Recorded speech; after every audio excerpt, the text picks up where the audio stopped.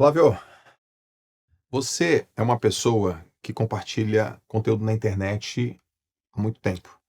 Mas antes de compartilhar conteúdo na internet, você é uma pessoa de resultado há muito tempo. Tira todos os teus resultados. A essência bruta do que você faz. A essência bruta, tirando todos os resultados, vai sobrar um jovem da periferia querendo encontrar seu espaço no mundo, que, a partir do momento que começou a encontrar esse seu lugar no mundo, teve vontade de contar para outras pessoas como é que funciona. Um exemplo típico é o seguinte: quando eu era bem jovem, eu via uma pessoa bem arrumada na rua, eu tinha vontade de parar ela e perguntar: cara, como é que você fez? Como é que foi? Qual é o teu caminho? Eu tinha vontade de perguntar. Eu entendia que se alguém pudesse me explicar, encurtaria o meu caminho. Então, tão logo que aquele garoto começou a achar o seu caminho, as coisas começaram a acontecer na minha vida, eu tive o sentimento oposto. Eu tive o sentimento de eu ser aquele cara que contava para outras pessoas como é que foi que eu fiz. E acho que isso que me levou a me tornar um líder dentro da minha empresa, ajudar outras jovens a transformarem as suas vidas. E depois que eu já tinha atingido um patamar bem elevado, estava morando nos Estados Unidos, meu negócio estava crescendo, eu já tinha mais de 7 mil funcionários, já faturava, tinha dezenas de milhões de reais de lucro por ano, enfim, eu já estava numa posição muito privilegiada. A internet, ela representou um microfone para eu contar para outras pessoas como é que funciona. Eu acho que se eu tivesse tido acesso ao que eu proporciono hoje, era tudo que eu queria na minha época. Tudo que eu queria era alguém que chegou lá me contando como é que era. Então eu vejo muita utilidade nisso, sabe, Joel? E me sentir útil para mim é muito importante. Porque para mim não basta desfrutar do dinheiro que eu conquistei, não basta só desfrutar das minhas conquistas, embora eu desfrute bastante. Eu também quero ser útil. É por isso que essa é a minha essência bruta. Essa tua utilidade que você deixa muito nítida na internet, distribuindo conteúdo na internet, muito forte, nas plataformas, milhões de seguidores. Você é o cara que tinha milhões de seguidores e grande massa crítica, não tinha nem 100 mil seguidores. Você fez movimentos, liderou movimentos muito antes de muita gente. Eu sou um deles. Esses movimentos, esse conteúdo, essa mensagem, era para combater que tipo de inimigo? Que tipo de coisa? Que força é essa? Essa força que para muitas pessoas é invisível. Para você, é visível. E que você chega para as pessoas e fala assim, cara, olha isso aqui. Você não tá vendo, mas existe isso. Olha isso aqui não é teu amigo. Isso aqui é um inimigo. Que força invisível, restritiva, que inimigo que é esse? O inimigo, ele não é invisível, Joel. As pessoas não percebem que ele é um inimigo. Porque ele está visível. Só que ele se fantasia de amigo. Ele se coloca como se cuidasse dos interesses das pessoas, mas na verdade ele escraviza as pessoas. Ele se comporta como se ele pudesse dar segurança e garantias para as pessoas, mas na verdade ele é a garantia da pobreza para as pessoas. E eu estou falando do sistema. Parece uma coisa meio, uma entidade meio... Sistema. O que é o sistema? O que é o sistema? O sistema é a engrenagem de como as coisas funcionam.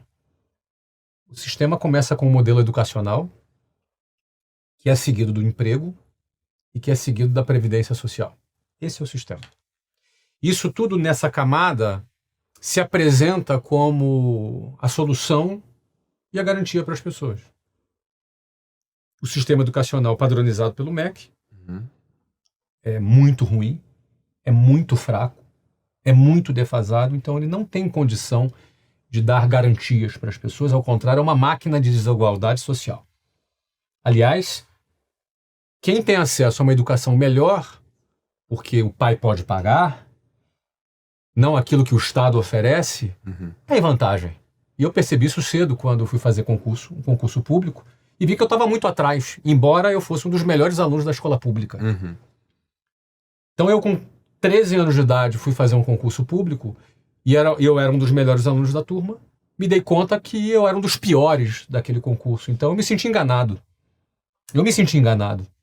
Eu estava seguindo uma cartilha à risca,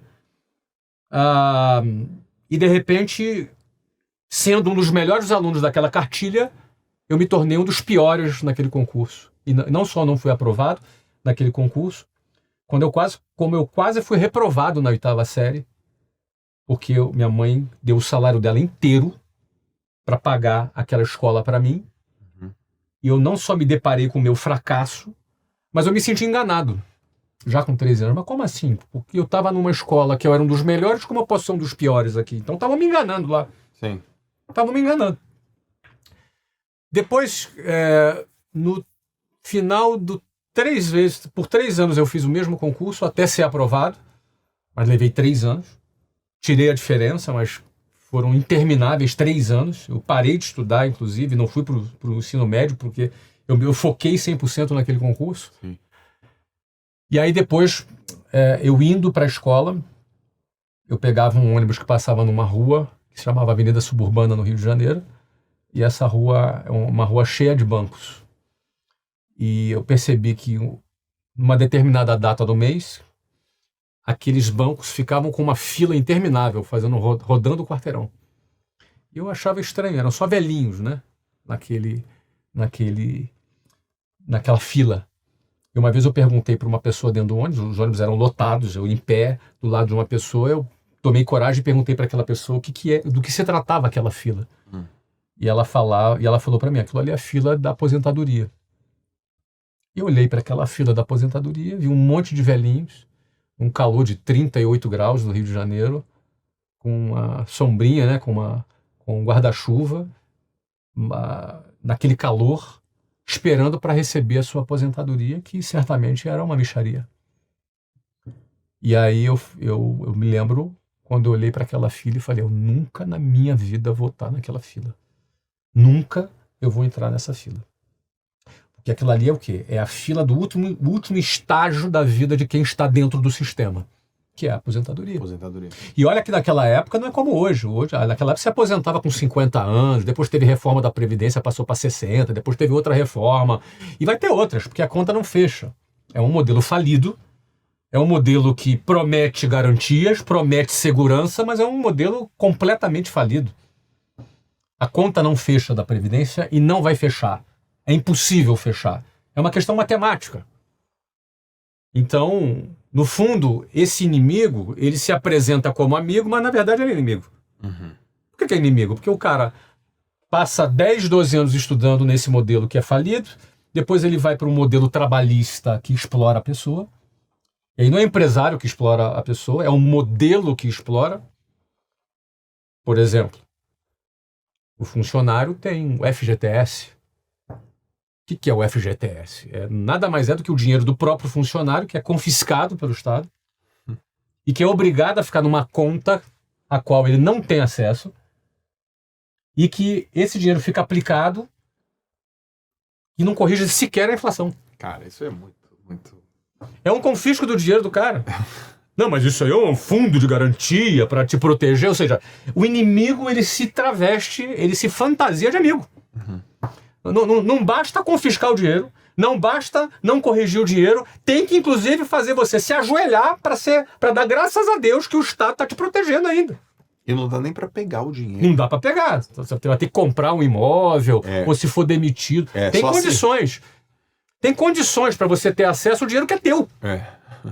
Então, cara, eu fico vendo essa situação e muitas pessoas não percebem. O 13º salário não é um salário extra, como a pessoa pensa. Ele é o salário anual do cara dividido em 13. Porque uma empresa faz um orçamento anual. Você faz orçamento da tua empresa? Sim. É anual? Sim. Pronto, então eu vou gastar tanto. É isso. E aí ele pega o salário e divide em 13. Então, em outras palavras, é um empréstimo compulsório que o empregado faz para o patrão. Ou seja, o patrão vai pagar o último salário dele do 13º mês e sem correção. Sem nenhuma correção. E você tem que levantar a mão pro céu, porque estou ganhando um salário extra. Não, não é salário extra. As pessoas acreditam nisso, mas não é o salário extra. E aí entra a previdência, e por aí vai, os descontos. Para pensar. Não, desconto tem muito. É um desconto descomunal. É descomunal. Descomunal, o desconto. E aí, se o cara ganha 10 mil reais, ele vai ter uns 3,5 de desconto. Aí ele recebe 6,5 na mão. Só que é o seguinte, ele custa para a empresa 19. Isso. Porque o salário dele é 10, a empresa gasta 19. Ele recebe 6,5. Só que dos 6,5 que ele recebe, Joel, metade do que ele vai consumir é imposto.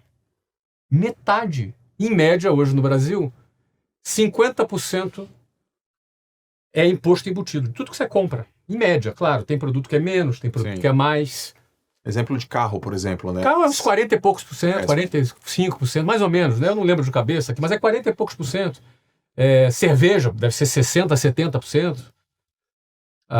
Produtos de cesta básica é menos, mas na média, 50%. Em outras palavras, se você recebeu 6,5%, desculpa, se o teu salário era 10, você recebeu 6.500 na mão, no fundo, esses 6.500, tudo que você for comprar, metade é imposto. Então, no fundo, esses 6.500 vale 3.250. Só que você custou para a empresa 19. Aí, pronto, agora os 3.250 é teu. Não, meu querido, desse dinheiro você vai pagar IPTU ainda, vai pagar IPVA. Você entendeu, cara? Você vai ter que pagar a escola particular para o seu filho, porque você teve o teu salário descontado ali para pagar os impostos, só que a escola que o Estado entrega é uma porcaria. Aí você vai ter que pagar. A primeira coisa que uma pessoa, quando melhora de vida, Joel, é tirar o filho da escola pública e botar na escola particular. Porque ele quer o melhor para o futuro do filho. Então você paga 2 vezes. Aí você já pagou por segurança pública, mas o Estado sequer tem controle do território, porque tem bandidagem, tem PCC, tem Comando Vermelho, você tem um monte de facção que domina, porque o Estado não tem controle sequer do território, de muitos lugares. E aí você tem que pagar segurança. Aí você vai morar num condomínio fechado, vai pagar um carro blindado, você vai pagar seguro.